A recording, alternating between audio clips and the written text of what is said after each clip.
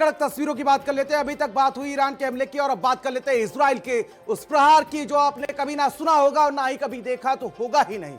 Israel का प्रहार की अगर बात की जाए तो इजराइल ने ईरान के खिलाफ अपने सबसे खतरनाक एयर डिफेंस सिस्टम को एक्टिवेट कर दिया है। खतरनाक है क्योंकि इसमें मिसाइलें या रॉकेट नहीं बल्कि बिजली की किरणें यानी कि लेजर लाइट निकलती हैं।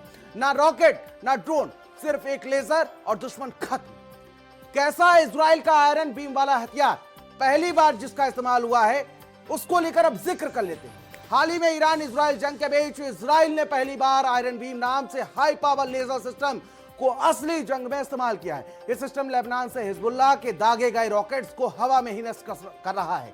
लेकिन आयरन बीम क्या है, यह कैसे काम करता है और इजराइल ने इसे पहली बार कब और क्यों इस्तेमाल किया वो आपको बताते हैं। आयरन बीम इजराइल का एक एडवांस एयर डिफेंस सिस्टम है जो high energy laser weapon system पर आधारित है। इसे राफेल एडवांस डिफेंस सिस्टम ने बनाया है।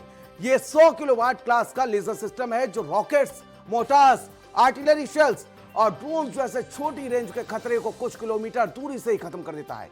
यह इजराइल का मल्टी लेयर डिफेंस का हिस्सा है जिसमें आयरन डोम्स, डेविड स्लिंग्स और एरो सिस्टम शामिल है। आयरन बीम को और इतान भी कहा जाता है जो हिब्रू में मजबूत लाइट का मतलब है। तो देखिए, एक तरफ जहां पर ईरान हमला करने के लिए पूरी तैयारी में ड्रोन से है, मतलब लंबे समय तक इस युद्ध को कैसे खींचा जाए उसको लेकर तैयारी कर रखी है, तो वहीं अब देखिए इजराइल ने भी इस सिस्टम के थ्रू ईरान को परेशान करना शुरू कर दिया है। और लेबनान से ईरान तक और